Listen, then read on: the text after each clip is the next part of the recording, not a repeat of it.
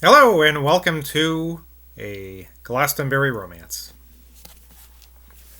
Bird coal, the titanic mushroom, was at once awed and entranced by Nellie, who, in Sis's occasional absences, dragged him, pushed him, carried him, transported him, upon undertakings of fearful excitement.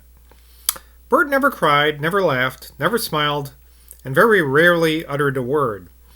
But, although the youngest of the robber band, he could not be called the least interested, for all of the people in Glastonbury, including even Mr. Wallop, the draper, who had been 3 times mayor, none, I say none, contemplated the dream of life with a more concentrated gusto.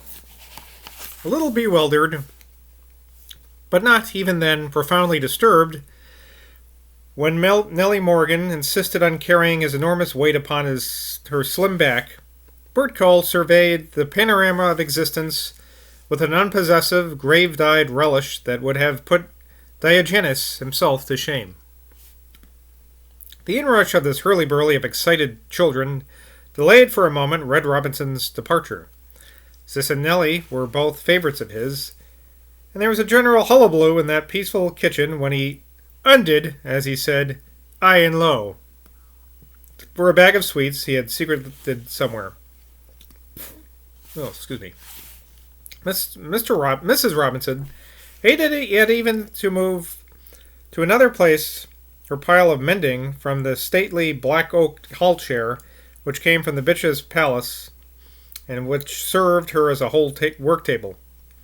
She had to disarrange, too, her reproduction of Constable's hay wagon, another relic of the bishop's palace, which was balanced on the top of her dresser.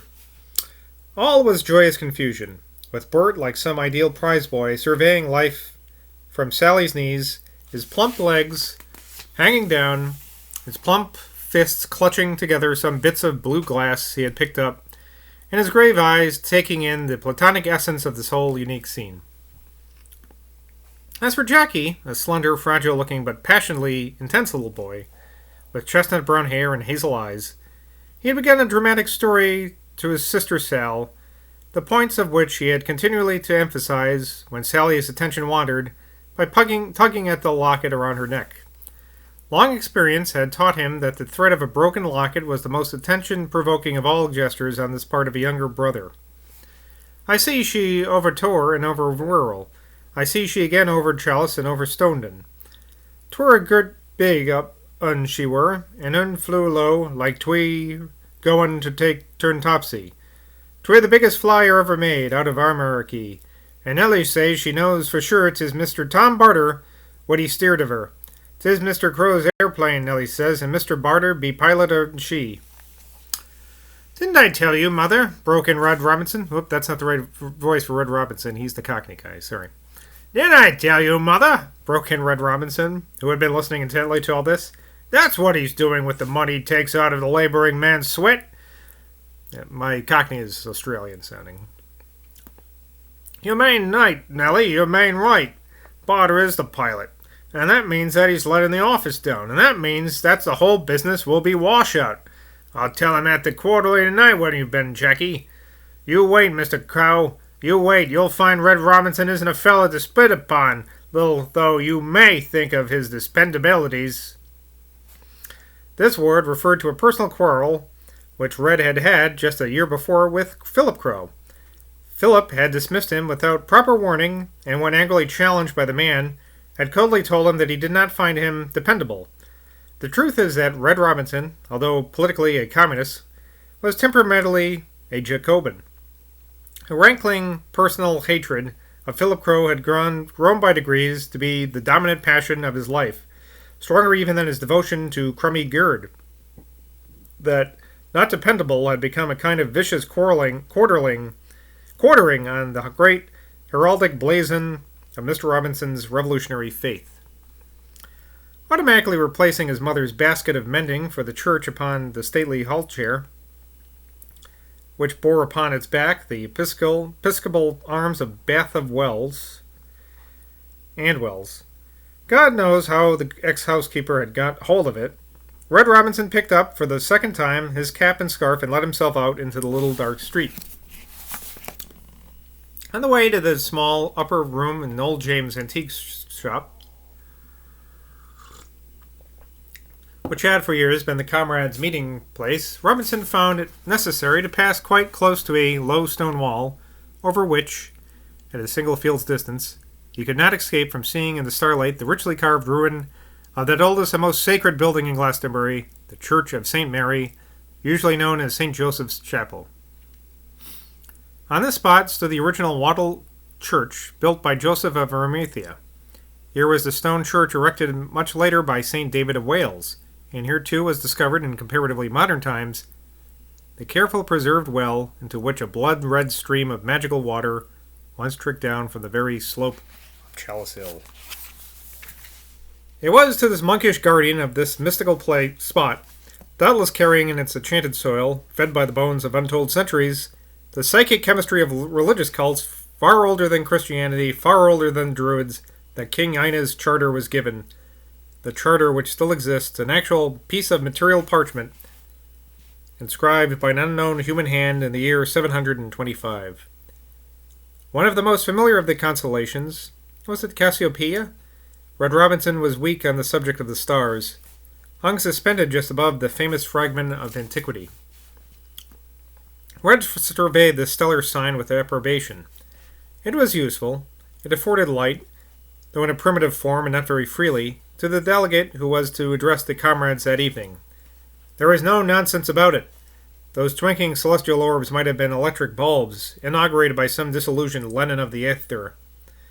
Thus did Red Robinson set the seal on his revolutionary approval upon the stellar system.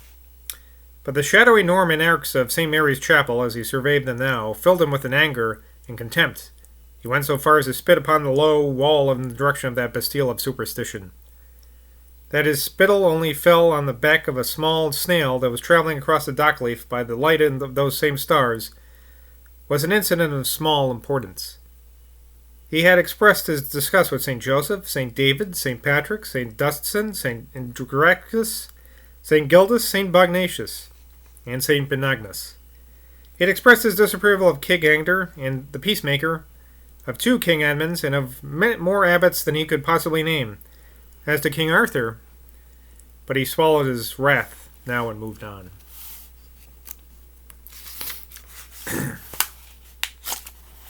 He was soon entering the little shop of Old Jones. Old Jones was still in hospital. The little cyst, referred to by Penny Pitches, had been successfully cut out of Old Jones's withered frame, but the shock of the operation delayed his recovery. Mr. Evans was still, therefore, playing the role of his representative. It was in a bare room, filled with school forms, and a little school platform, for it served on Sunday as a meeting place for a handful of Plymouth brethren, that the quarterly gathering of comrades was held. This room was on the 3rd floor and was just above the bedroom occupied by Mr. Evans. The Welshman was now seated in his open window, finishing for exactly the 25th time the Morte d'Arthur of Sir Thomas Malory. The indescribable sadness of those final pages was wrapped around him in a delicate melancholy, when he became aware of the bustle and the clatter of the meeting above his head. He tried to render himself oblivious to these intrusive sounds. He even placed his pair of guttering candles upon the broad window-sill and the books between them. But to no avail! The voice of the comrades, the scraping of their feet, the vigorous clapping of their hands, entered his window, descended his chimney, came down through the cracks between the creaking boards of his ceiling. The voice of Rev. Robinson raised an indignant denunciation, lowering in Machiavellian persuasion, clear and incisive in practical suggestion, presently drove the sorrowful piety of the repentant Lancelot completely off the field. The unfortunate thing was, but such was Mr. Evans' psychic constitution, that he no sooner lost his sacred and sweet melancholy under the downpour of communistic reasoning than his old fatal temptation began to trouble his mind. It attacked him vaguely, mistily, atmospherically, with a sort of deadly diffuse sweetness of indescribable poison. And what was the worst thing about the way it attacked him was that the fact that it made the project of being married to Cordelia Garrett an expectation of such withering dullness that it made him groan to think of it. And yet he did genuinely love Cordelia, not with any kind of physical love. That was impossible, but with a feeling of pity that shook the foundation of his nature. He had never pitied anyone as he came to pity Cordelia. His pity for her had grown step by step with his admiration for her mental and spiritual qualities. Why, then, this intolerable sense of dullness? Oh, much worse than dullness.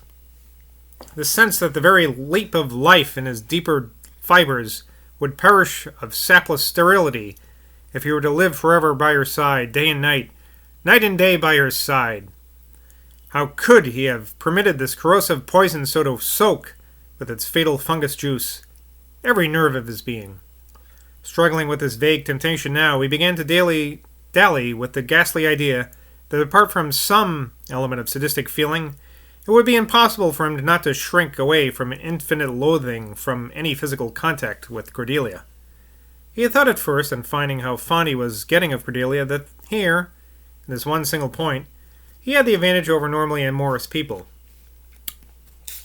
Since with him the natural urge towards feminine beauty as feminine beauty was less than nothing, surely he might be permitted to indulge his pity, this pity that was the magnetism of his love, to the limit without fear of feeling repulsion? If without the sadistic shiver, if without the infernal nightshade juice, all flesh was literally grass, why couldn't he make hay in human pastures from which normal people would shrink in sick aversion? But the ghastly doubt began assailing him now. Suppose he had so drained away every drop of magnetism attraction to natural human flesh that this daily presence of another person would strew his life with the dust of the ultimate boredom, so much a degree that everything he felt, everything he saw, everything he tasted, everything he heard, would exude a withering dry rot. He had began inadvertently to listen to what Red Robinson was saying in the room above. He had been hearing him, it seems, for hours, but he began to listen to him now. He blew out one of his candles and moved the other one, and the volume of Mallory with it, back into the room. Sitting at his table with the candle and book in front of him, he set himself to listen attentively. But it was hard to listen attentively. Oh, it all seemed so unimportant, this problem of what became of mankind in general, compared to what he was feeling in his own solitary being. Well, anyway, that perilous quiver upon the air was drifting away now. What brought it at some moments so much more strongly than at others? Were there really powers of good and evil moving about in the ether, and touching all of us, all their own will, not at ours, and at the strangest moments? He closed the book and pushed the candle further from him. Through the open window came the sound of a single old cracked bell. He couldn't imagine where that bell hung. In some little neighboring nonconformist chapel, he supposed. Still, the voice of Red Robinson went on, arguing and providing and proving and denouncing and cajoling and persuading, and it was a curious thing that in his public oratory the man's largely succeeded in dropping his Cockney accent. Oh, good. Incorrigible heretic, curse him with bell, book, and candle, thought Mr. Evans. The Welshman's triadic mind dived into a plummet, then, to the sea bottom of loathing, from which he had always tried to escape. How queer that the fainting sweetness, that quivering, shivering, swooning sweetness, that was all above him in this air now, making everything not touched by itself an ash bin of intolerable dullness, should be this thing that led him on and on, till he incurred this undying horror. Owen Evans leaped up upon his feet, as if something far worse than any conceivable hell torture had come into his head. He stood still for a second, and then swung around and faced the window. By slow degrees it came upon him that he was really seeking from Cordelia was punishment. If he punished himself enough, might not the horror be disarmed, be repelled? Christ, he murmured, staring out at the darkened windows on the opposite side of the street. If it is like that to live with her, why should not that be my punishment? Why should not that save me? The sudden unmasking of a secret motive in his own action, which had hitherto been concealed from him, gave Owen Evans such a consoling sensation after his recent self-torture that he lit his second candle again and, sitting down once more on his table, reopened Mallory. He was careful to open the book, this time not at the end, but at the beginning, and he turned over the pages till he came to a particular passage about Merlin, which always stirred him profoundly. Everything that he could discover about Merlin sank into Mr. Evans's mind and took a permanent place there. scraps and morsels and fragments, mystical, historical, natural, supernatural, as long as they had some bearing, however remote, upon the life of Merlin, filtered down into Mr. Evans' soul. He had already begun to write a life of Merlin, more comprehensive than any in existence. In fact, Mr. Evans' Life of Merlin was to exclude all that he had written of that greatest of enchanters in Welsh, in English, in French, and in Old French. As all Merlin's disciples well know, there was a mysterious word usage in one of the Grail books upon his final disappearance. This is the word esplumior. It is inevitable from this context to interpret this as some great good place, some mystic fourth dimension of nirvanic apotheosis, into which the magician deliberately sank or rose, thus committing a sort of inspired suicide, a mysterious dying in order to live more fully. As he sought for one of his favorite passages for esplumior, does not appear in Malory, he kept murmuring that particular invocation upon his breath, pondering intently on the occult escape offered by this runic clue from all the pain of the world, an escape so strangely handed down from far-off centuries in these thaumaturgic syllables. Well, that's Glastonbury Romance for today. I gotta say, I do like this Owen Evans character. He's kind of an interesting paradox, sadistic mystic. Well, until next time, I'll see you in Glastonbury. Cheers.